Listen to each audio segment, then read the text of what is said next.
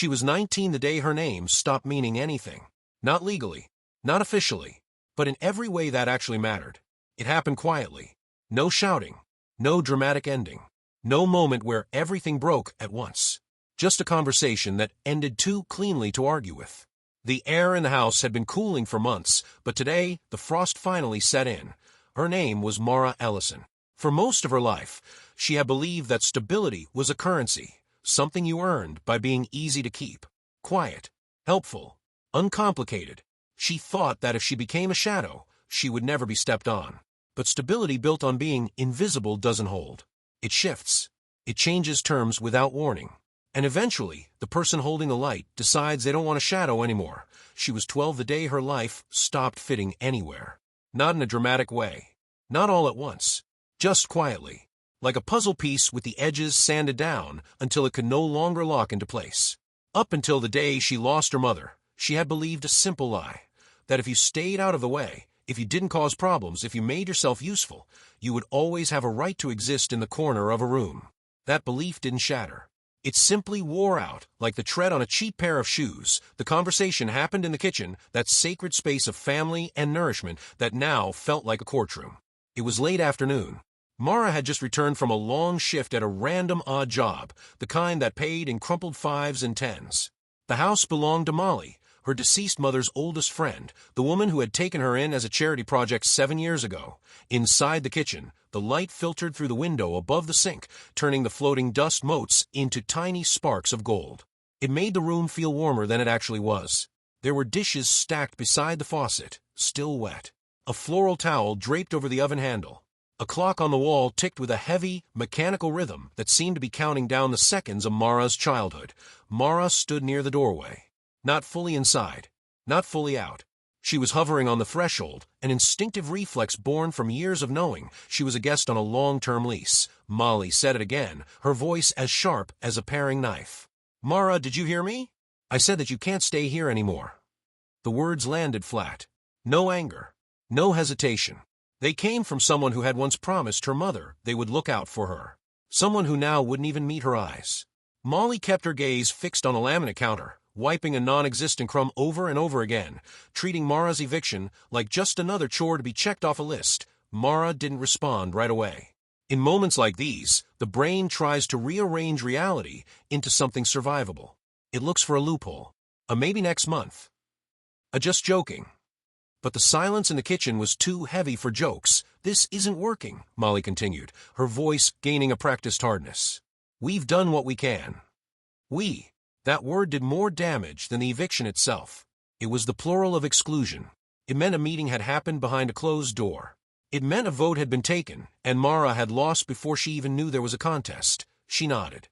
Not because she agreed, but because she understood the geometry of the situation. There was no version of this conversation where she stayed.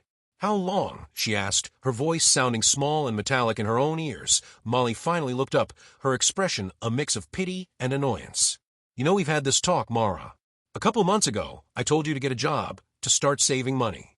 You knew you couldn't stay here forever.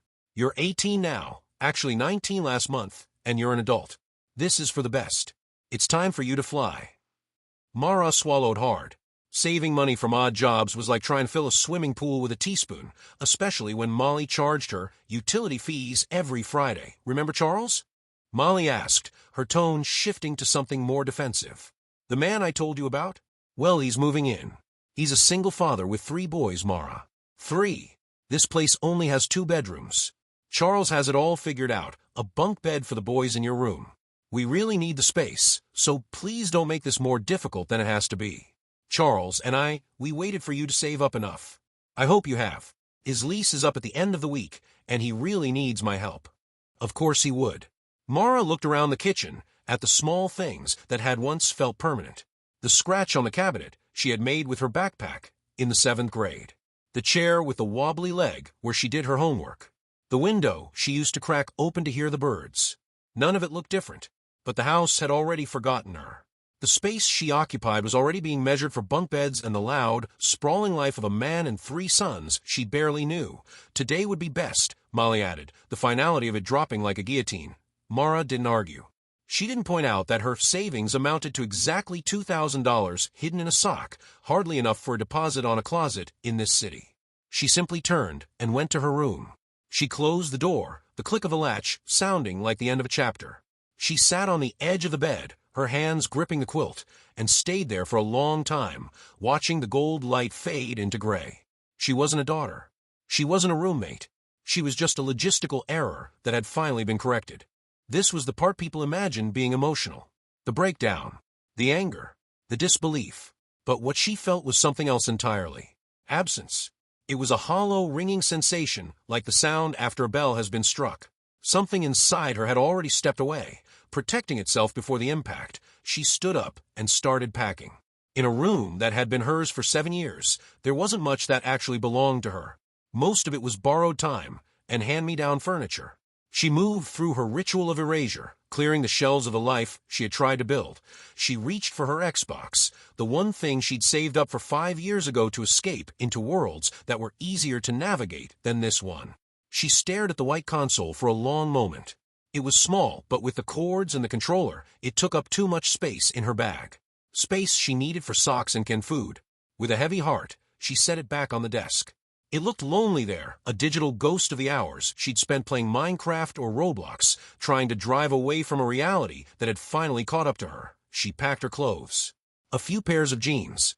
A worn hoodie with the YouTube logo on it, a piece of merch she'd bought back in 2021 when she dreamed of being a creator herself. She packed a pair of shoes that had seen better days and a few notebooks with half-finished sketches and to-do lists that no longer mattered. She moved carefully. Not rushing. Not stalling. Because rushing would mean panic, and stalling would mean hope.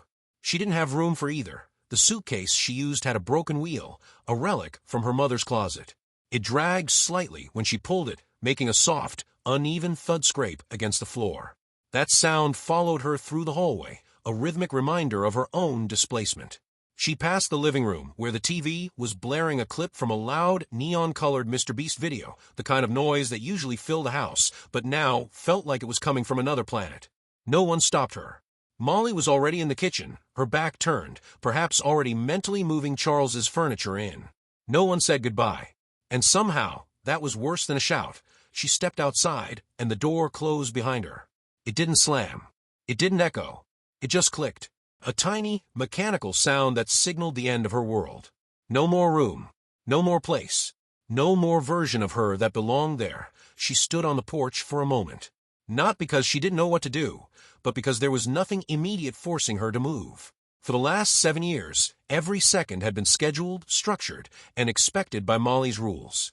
Out here under the vast, indifferent sky of 2024, there was nothing. She checked her bag. The $2,000, her savings fund, was tucked into the hidden pocket of her backpack. In her front pocket, she felt a single $20 bill, folded twice and worn at the edges. Molly stepped out onto the porch for a final second, sliding a plain white envelope toward her. "Here's $300, Molly said, her voice tight. "And well, just take it." Mara took the envelope without a word. She watched as Molly retreated inside and turned the deadbolt. The sound of the lock was final. Mara stepped off the porch and started walking. No destination. No plan. Just forward. The town felt different almost immediately. Places she had passed every day, the Starbucks with the 5G tower, the Target, the neon signs of the gym, suddenly looked temporary. Distant. Like they were movie sets built for other people. She walked past a small grocery store and watched a girl her own age walk out with a bag of snacks, laughing at something on a TikTok feed on her phone. The blue light of the screen illuminated the girl's face, a picture of total security. It felt like watching a scene through thick, unbreakable glass. Close but unreachable, she kept moving as the sky shifted slowly toward evening. The light softened, then faded into a bruised purple. With the sun gone, the sense that she could figure this out went quickly. As long as it's during the daytime, you feel like there's enough time to do anything. But at night, time becomes a predator. By the time the streetlights hummed to life, she was tired. Not physically, her body was used to the grind, but mentally, her brain was exhausted from holding the pieces of her identity together. She found a spot behind a closed laundromat. It wasn't hidden, but it wasn't exposed. The brick building blocked the biting wind, and a flickering LED light above the back door gave just enough visibility to see her own hands. She sat down on the cold concrete, setting her bags beside her. For the first time since the kitchen conversation, she stopped moving. The silence was different now. Not peaceful, not threatening, just empty. She pulled her hoodie tighter, the fabric smelling faintly of the laundry detergent Molly used. It was the last scent of home she had. She rested her back against the vibrating wall of a laundromat and stared at a discarded soda glinting in the trash. Her mind didn't jump to solutions. It didn't try to fix the unfixable. It just paused. There are moments where survival hasn't truly started yet, but the life you had is already gone. In that gray space, you don't rebuild. You just exist. The light above her buzzed, a low-frequency hum that reminded her of a failing charger cable. It flickered, held, flickered again. Like something that wasn't working properly, but hadn't failed completely. Mara watched the light for a long time, her breathing slowing to match its rhythm. Then, slowly, she closed her eyes. Not to sleep. Sleep was a luxury for people with locks on their doors. She closed them just to rest inside the silence, before the reality of tomorrow caught up to her. Tonight, she was just Mara Ellison, a girl with $2,320 and a broken suitcase. Mara Ellison didn't stop searching for a place to stay. Whenever she found a for rent sign on a coffee shop notice board, she called the number immediately. But no matter how quickly she acted, the answer was always the same. A tenant had already moved in. She didn't stop taking odd jobs, either. For weeks, she balanced the search with whatever work she could find. Today, she was unloading boxes for a delivery driver named Ed. Her body moved like a machine. Lift, move, set down, repeat. An hour of labor earned her $15. Later, she earned another $20 at a diner, scrubbing floors long after midnight. She even tried applying at a formal apartment complex. Standing in the lobby, she breathed in the scent of floor wax while leafing through glossy brochures. But at 19, the odds were against her. With no credit, no cosigner, and no permanent address, she was flatly rejected. The building's policies were strict. They required a background check, 3 months rent up front, and a gross income of 3 times the monthly rate. It was a price she simply couldn't afford. Seeing her frustration, a local barista offered a different idea. "Maybe you should look at land for sale," he suggested, gesturing toward a stand stacked with the local free advertiser. Which leads us to Mara, standing hours later by the only thing still standing on a land that was listed for sale by owner, a tall, stone-pebble chimney. It was surrounded by nature that was slowly swallowing the memories of a house that had once stood there. Nature wasn't just scenery to her anymore. It was a supply chain. The property was a houseless land, a graveyard of old wood and rusted nails. But the real treasure was the concrete mouth in the center of the ruins. The basement entrance. Mara stepped down the concrete stairs. The air shifted instantly, cool, damp, and still. It smelled of ancient water and wet wood, the scent of time sitting too long in the dark. A water line, stained like a permanent bruise, marked the walls halfway up. The basement wasn't fully flooded, but as she waded into the dark, the stagnant water rose to her knees, cold and thick with silt. Most people would see a drowning hazard. Mara saw a fortress. Concrete walls solid and intact. No major structural breaks. The ceiling beams were darkened with moisture, but they weren't bowing. It was a system that had been stressed, but it hadn't failed. "I can fix this," she whispered, her voice echoing off the damp stone. She climbed back up into the sharp daylight and found the sign she had spotted before. It was half-ripped, hanging off an old power meter pole. Property for sale. The phone number was a ghost, faded by years of rain.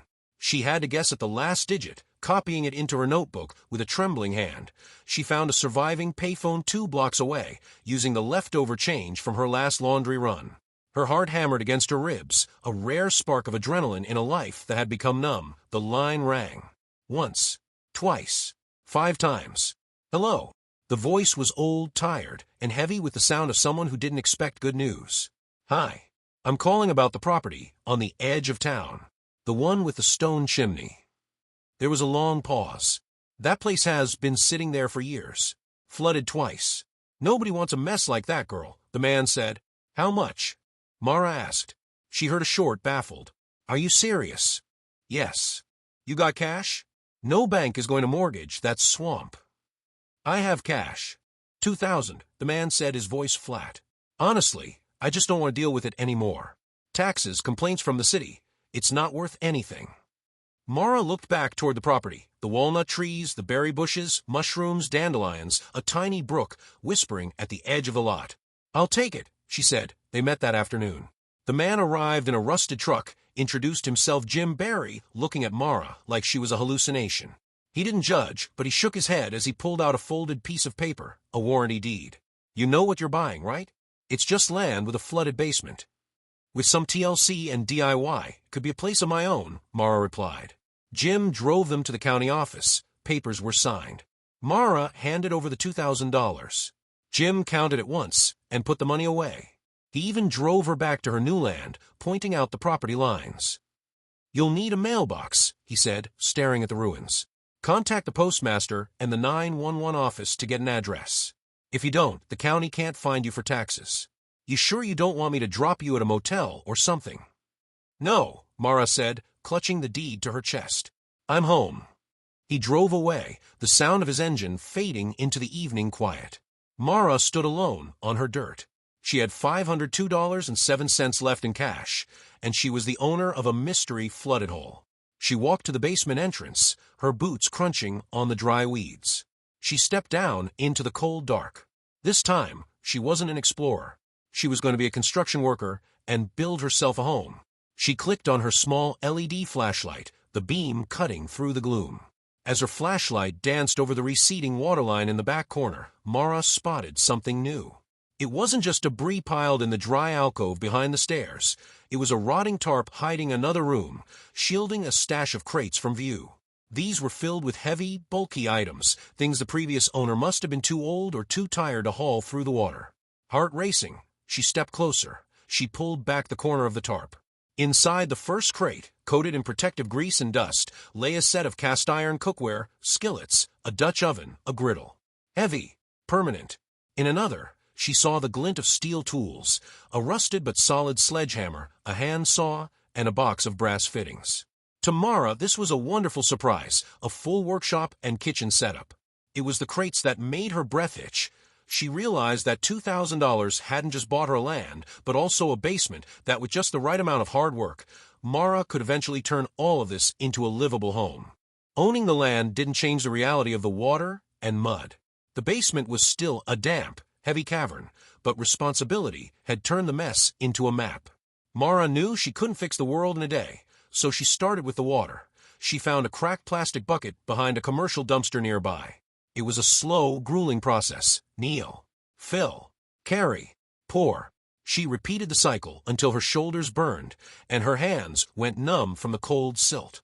By late afternoon, the standing water was mostly gone, leaving behind a thick, dark residue that smelled of wet earth and old secrets. She found a corner into that previous found-out uncovered hidden room. Mara decided while walking past the crates to use this spot way in the back. Since it was a slightly more raised concrete level from the main room of the basement, this whole room had stayed relatively dry. She swept it clean with a bundle of stiff weeds, laid down her spare clothes as a makeshift pad, and collapsed. It was the first time she had slept behind a door she actually owned. The silence wasn't empty, it was hers. Mara woke up the next morning feeling every bit of the previous day's work in her stiff muscles, but her mind was sharp. She had $502.07 left. To some, it was a pittance, but to her, it felt like a fortune, a safety net. After Mara cleaned up and changed into clean clothes, decided that the first thing that she was going to do today was to head on over to the local coffee shop. She needed to charge her phone and treat herself to some coffee, and if she sees Kat, the barista, would tell him his advice about the land had worked out perfectly. It hadn't just worked, it was a massive success. She shared the news with a grateful smile as she ordered a large coffee. Settling into a corner table, she finally felt a sense of peace. She plugged her phone into a wall outlet and watched the percentage climb. For 2 hours, she sat undisturbed, nursing her drink while her phone went from a dead 1% back to a full 100%. As the screen glowed to life, she didn't scroll through social media. She opened the camera. She thought about the survival tales she'd seen online. If she was going to turn this hole into a home, she should document it. Maybe it was just so she wouldn't forget where she started. With her phone charged, she headed to the local bargain bin flea market on the edge of town. She moved through the aisles with a predator's eyes, looking for utility over comfort. She found a booth overflowing with rusted tools and camping gear. Mara decided that for hauling out mud quicker, picked up a sturdy metal shovel, $10. Found a cheap, clip-on phone stand, $5. She could clip it to a beam to record her work or use the phone's flashlight as a hands-free work light. Bought a heavy-duty used sleeping bag, $15. Rated for freezing temps. No more sleeping on spare jeans. Mara also spotted small plastic ice chest cooler for just $8. For better storage to keep her food safe from the damp and the occasional stray mouse, she bought that too. Mara spent $38 in total. As she walked back to the property, the weight of the shovel over her shoulder felt like a scepter. She wasn't a girl with a backpack anymore. She was a girl with a kid, but she couldn't spend the whole day not making money. Money was the blood of this project, and she couldn't let the pulse stop. She went back to the hardware store where the delivery truck was idling. "You're late," the driver grunted, but he tossed her a pair of work gloves. "Sorry, Ed. Had a bunch of errands that took too long, but I'm here now ready to work." "It shouldn't happen again," Mara said, pulling the gloves on. She worked 4 hours lifting crates of cinder blocks and bags of pre-mixed concrete. Every time she lifted a bag, she imagined it was for her own walls. She'd earned $30. That evening, she returned to the basement, clipping her phone stand to a low-hanging wooden beam. She clicked on the flashlight. The beam cut through the dark, illuminating a workspace that felt more like a tomb. After hitting record, she stood there in her YouTube logo hoodie, a grainy figure in a muddy cellar. "Day 1, she whispered to the lens. "The water is out. Now we dig." She drove the shovel into the far corner, where the mud was thickest. She wanted to find the bones of the place, but as the blade bit down, it didn't sink. Clang, Mara froze. Her heart began to race as she dropped to her knees, clearing the sludge away with her gloved hands. Beneath the grime, she found solid concrete. She looked up at the phone, breathless. This wasn't just a basement, this was a cover. She gripped the shovel handle and forced herself back up, her muscles straining and aching. She was exhausted but relieved. Beneath that last thin layer of mud lay a foundation. Her phone buzzed a low battery warning, the flashlight flickering in the damp air. A breeze drifted down through the open door, but it wasn't the damp smell of earth. It was dry, filtered, and smelled faintly of cedar, oak, and pine. Mara stared at the recording phone, then back at the dark square of the doorway. It was late. Best to rest and start again tomorrow. Mara wiping sweat from her forehead with a muddy glove. She set her tools aside and pulled the door shut, the quiet of the woods settling around her. A sense of peace, she spent rest of the evening in the back corner of the basement, which she'd finally scrubbed down to the original concrete. She laid out her new flea market sleeping bag. Next cleaned up, instead of the harsh, floral scent of store-bought bars she used to rely on, she reached for the soapwort she'd gathered from the property. Ever since she'd looked it up online and realized the weed by the brook was actually a natural cleanser, she'd stopped buying soap entirely. She worked the plant into a gentle lather with the fresh water, the saponins lifting the grime from her skin without the stinging dryness of chemicals. It was soft enough for her face, yet strong enough to cut through the grease on her hands. With the grime washed away, she retreated to her sleeping bag and crawled inside. For the first time in weeks, the air didn't smell like car exhaust or damp pavement. It smelled like the cedar blocks she'd found in an old trunk and the faint, sweet scent of the walnut trees outside. As she lay there, she pulled out her phone. She had a few bars of signal if she held it near the basement stairs. She uploaded the short clip she'd recorded earlier, just a grainy video of her hauling a bucket of water. She titled it, "Homeless at 19. I bought a flooded basement for $2,000. This is day 1. She didn't expect anyone to watch. She just wanted to feel like she existed, with that being the last task done for the night. Mara's body felt the good kind of heavy, the tired kind of feeling. She didn't have to try to clear her mind or worry about mental checklists for tomorrow or about more repairs, the endless task of clearing out the basement and several new segments to record for her channel. There was so much left to do, but for now, the work would have to wait. Mara's eyes felt heavy, and then she fell asleep. During the hours she was sleeping away, Mara had no clue that her video was being viewed. The next morning, when Mara woke up, it was to a notification. Then another. Then another. By the time she walked to the hardware store for her shift, her video had 400 views. By lunch, it had reached 700 views. But it wasn't the numbers that mattered, it was the comments. At user 123, "This reminds me of the boxcar children.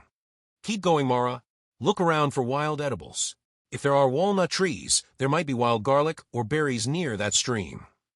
At Handy Sam, don't buy new lumber. Check Facebook Marketplace for free pallets. You can break them down for flooring or build furniture. At Life, if you start working on building your own vegetable garden, will help your food expenses it's always good to have when tight on money. At Nature's Clay, if that stream is clay, filter it and use stones to make a level floor like ancient masonry. Mara sat up in her sleeping bag, scrolling through the advice. For the first time, she didn't feel like a girl hiding in a hole. She felt like a student. The one piece of advice that stood out was the advice about starting her own vegetable garden. Mara got dressed, she has jobs to get to. That afternoon, Mara went back to the basement and looked at the junk she had cleared out. There was an old, heavy iron tea kettle and a pair of brass bookends shaped like owls. She used her phone to look them up. Antique owl bookends, 1920s, the search result popped up. They were worth $60. She took photos using her cheap phone stand and a piece of white cardboard as a backdrop. She listed them on eBay and Mercari. She didn't have a printer, but the apps told her she could take a QR code to the post office and they would print the shipping label for her. That evening, the basement felt different. She wasn't just cleaning, she was curating. She found some discarded pallets behind the laundromat and dragged them home. Following a DIY link a viewer sent, she began prying the boards apart to make a dry, raised sleeping platform. "I'm Mara," she said, filming herself by her phone light. "Today I'm building a floor. I found out the junk in the corner is actually an antique. It's enough to buy a bag of lime and some sand." She spent the night filtering clay from the stream, mixing it with smooth river stones. She was no longer just a girl in a basement. She was an entrepreneur, a builder, and a survivor. The next morning, the reality of official residency set in. Mara realized that having an address on a computer at the post office didn't mean anything if the mail carrier didn't have a place to put the letters. Jim, the old owner, had been right. Without a box, she was still a ghost. But Mara didn't have money for a trip to the hardware store for a metal box and a 4x4 post. She had to use what the land and the trash of the town provided. The DIY mailbox, she started her morning stream early, propping the phone against the stone chimney. "Good morning, everyone," she said to the 15 people who were already tuned in. "Today's mission, getting my first piece of mail. I don't have a mailbox, but I have a plan." The chat started humming at Handy Sam. "Check the property lines. It has to be 41 to 45 inches from the road surface to the bottom of the box. At Recycle Queen, use that milk crate you found. If you zip tie some plastic sheeting inside, it'll stay dry enough for a letter." Mara worked with focused intensity. She found a sturdy, fallen cedar limb near the brook, straight enough to act as a post. She used her flea market shovel to dig a deep hole near the edge of the gravel road.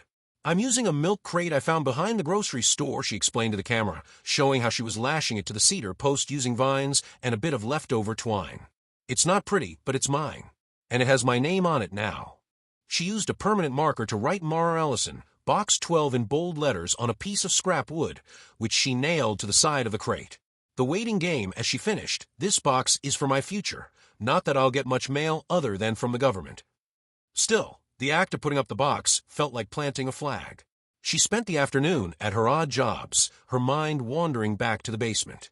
She worked a 4-hour shift at a local nursery, helping them move heavy bags of mulch. They paid her $40 and let her take home 2 death row plants, tomatoes that were wilting but still had green stems. The first delivery, when she walked back to her property in the evening. Her heart skipped a beat. She saw a white slip of paper tucked into the corner of the milk crate. She ran to it, her boots kicking up dust. It wasn't a package. It wasn't even a letter. It was a USPS official welcome notice. Verification of address, Mara Ellison. Route 4, Box 12. Active. It was a small, mass-printed form, but to Mara, it was more valuable than the $2,000 she'd paid for the land.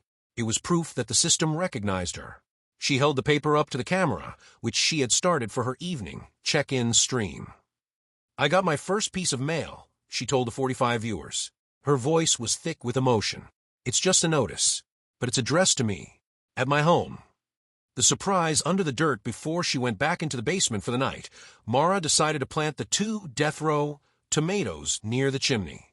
As she dug into the soil, her shovel hit something hard about 6 inches down. It wasn't a rock. It was flat and smooth. She cleared the dirt away with her hands. It was a ceramic tile, blue and white, perfectly preserved. As she dug further, she realized she hadn't just found a tile. She had found a patio. The original house's foundation extended further than she thought, hidden under years of grass and silt. "I think I just found my front porch," she whispered to the live stream. Mara didn't sleep as much as she should have that night. Every time she closed her eyes, she saw those blue and white tiles. In the morning, she skipped her usual coffee shop trip. She had enough water in her cooler and a few eggs left. She was too restless to sit in a booth and wait for a battery to charge. She started her stream at dawn, the sky a bruised purple over the pebble chimney. "I found something yesterday," she told the early morning viewers. Her voice was hushed, matching the quiet of the dew-covered land. "I thought the house was just gone, but I think it's just sleeping." The excavation sheet didn't have heavy machinery. She had a $10 flea market shovel and a hand trowel. Mara spent the next 6 hours in a rhythm of scrape and sweep. She recorded the whole thing in time-lapse for her channel. Every few inches, more of the past emerged. It wasn't just a patio. It was a beautifully laid mosaic of ceramic tiles and smooth river stones that must have been the entryway to the original home. The chat was a fire hose of excitement. At History Buff, those looked like hand-painted tiles from the 70s. That house wasn't just a building. Someone put a lot of love into that entryway. At Green Thumb, "Mara, don't throw that dirt away. It's black gold, decades of decomposed leaf litter. Use it to pot those death row tomatoes." By noon, she had uncovered a 10-foot stretch of the walkway. It led from the road straight to the basement stairs. For the first time, the hole in the ground felt like it had a proper entrance.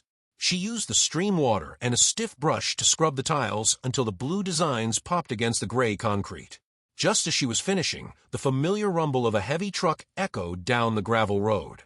It was the white USPS LLV, the mail truck. Mara stood up, wiping mud from her forehead, her heart hammering. The truck slowed down near her cedar post and milk crate mailbox. The carrier, a woman with a high ponytail and sunglasses, leaned out the window. "You the one who put up the crate?" the carrier called out, a grin tugging at her mouth. "That's me." "Mara Ellison," Mara shouted back, walking toward the road. The carrier handed her a small, padded yellow envelope. "Welcome to the route, Mara. First real package for Box 12. Looks like it's from a Solar Solutions company." Mara's hands shook as she took it. She hadn't ordered anything. She didn't have the money. As the mail truck pulled away, she sat right there on the grass and opened the stream. "We have a package," she told the 212 people watching, the gift of light. She tore open the envelope. Inside was a foldable solar-powered lantern with a built-in USB charging port. Tucked into the box was a small note from At Vintage Vibes. "Every survivor needs a light that doesn't run on a battery you have to pay for. Keep building, honey. P.S. That iron kettle is looking good in the sun." The chat went wild. It was a small gesture, but for Mara, it changed everything. No more paying for coffee just to charge her phone. No more sitting in the dark to save her flashlight. The shift in perspective that evening, Mara sat on her newly uncovered patio. She had the solar lantern hanging from a low branch of a walnut tree, casting a warm, steady glow over the blue tiles. Her death row tomatoes were planted in the rich soil she'd salvaged, sitting in the 2 crates she'd scrubbed clean. She looked at her phone. She had a notification from eBay. The iron kettle had 3 watchers, and someone had messaged her asking if she had any more architectural salvage from the property. "I used to think being homeless meant you were invisible," she told the camera as she prepared to end the night. "But I think I was just looking at the wrong things. Today I found a porch. I found a community. And for the first time, I can see my house, even if the walls aren't up yet." As she climbed down into her basement, she didn't feel like she was going into a hole. She felt like she was going into her bedroom. And as she drifted off, she wasn't dreaming of a way out. She was dreaming of what to uncover next. Mara woke not to the sound of traffic, but to birdsong in the walnut trees. Her solar lantern still glowed faintly, having lasted the entire night, a small, sun-powered miracle resting beside her pallet bed. She climbed the stairs and stepped onto the foundation path she'd uncovered the night before. In the morning dew, the blue tiles looked vibrant, and she realized she was standing on the literal bones of her future. After washing up, she spent a productive afternoon multitasking. Between her shifts at the hardware store, she scavenged a stack of discarded glass jars from behind a local cafe. She scrubbed them clean in the stream and filled them with nature's bounty, nuts, berries, herbs, mushrooms, and fresh cuttings of soapwort. "This is prepping," she whispered to the camera, her heart full. "Stocking up on nature's food and soap. I even managed to pick up some nails and screws from work." As the sun dipped low, she followed the patio line toward the back of the property. She swung her flea market shovel into a stubborn patch of tall grass, but this time the blade didn't ring against stone. It sank into soft, deep earth. Mara paused, deciding she'd done enough digging for one day. She sat on a stump, watching an iron ring on the ground glint in a lantern light. Nearby, her survival souvenir, the cast iron kettle, simmered with water for tea. "I'm going to wait," she told her viewers. "I'm going to do this the right way. Tomorrow I start the garden. But for tonight, I just want to sit on my patio and imagine what this home will become." She sipped her tea, looking at her row of filled jars. They were packed with seeds for flour, wild berries, and fresh stream water. She smiled, thinking of the message from at Pallet Home DIY. The neighbors had already promised her all the pallets she could carry. One day at a time, with stone, clay, and wood, she was building a life. For now, she just looked at the stars. Days bled into weeks, and weeks into months. For Mara, a year didn't pass in a single leap. It was one in 1,000 small victories. It was a year of lifting, moving, and setting down, both in the world of odd jobs and on her own dirt. Mara had become a fixture in town, the girl who could outwork 3 grown men for a $20 bill, and the creator whose Survival Tales channel had grown into a community of thousands. The transformation today, Mara stands before a structure that looks as if it grew out of the earth itself. It is a tiny home built with the precision of someone who knows exactly what it's like to have nothing. The house is a masterpiece of salvage beauty. The shell, using profits from her black gold soil and survival ivy videos, she bought framing lumber. The siding is reclaimed pallet wood, sanded and stained to a deep, honey brown. The chimney, the old stone chimney, is no longer a lonely tooth in the weeds. It is the heart of the house, enclosed in glass and cedar, radiating warmth to the entire space. The basement, the hole in the ground, has been transformed into a secure root cellar. Accessible through a trapdoor in the floor, it is dry, reinforced, and smells of cedar. A home that breathes inside. The house doesn't feel small. It feels full. The kitchen. She finally retired the cast iron kettle to a place of honor. In its place sits a restored antique wood stove she bargained for at a swap meet. Her shelves are lined with mason jars full of canned squash, potatoes, and mustard greens, all harvested from the garden that replaced the weeds. The tech, a second, larger solar panel, powers a modest TV and her Xbox One. When she returned to Molly's to reclaim it, she found it untouched. The kids had been too busy with a new Nintendo Switch to notice the old console. The comfort. She has a real mattress now and a thrifted recliner that fits her perfectly. Outside, a refurbished bicycle leans against the porch, her faithful transport for shifts at the hardware store. The true treasure on the handmade mantel sits a single picture frame. A photo of her mother, Carol. The memory of getting it back is still bittersweet. A few months ago, Mara had driven a borrowed truck back to Molly's house. Molly hadn't looked her in the eye, but she had handed over a small box. "I kept this in the closet for you," Molly had said, her voice small. "For safekeeping." Mara had thanked her, but the words fell hollow. She cherished the photo. It was the only piece of her mother she had left, but the sting of those nights sleeping behind the laundromat still lived in her bones. She left that driveway without looking back, knowing that while the photo was a gift, her real home was the one she had bled for. The living land outside, the property, is unrecognizable. The death row tomatoes have been joined by a sprawling garden of cucumbers, cabbage, sweet potatoes, and okra. Mara even started growing mushrooms in the damp corners of the cellar. "Vitamins in the weeds," she recently told her viewers during a stream, holding up a handful of dandelions. She is no longer the homeless girl. She is the woman who saw a foundation where everyone else saw a ruin. She is the girl who realized that in between isn't a place to stay, it's a place to grow.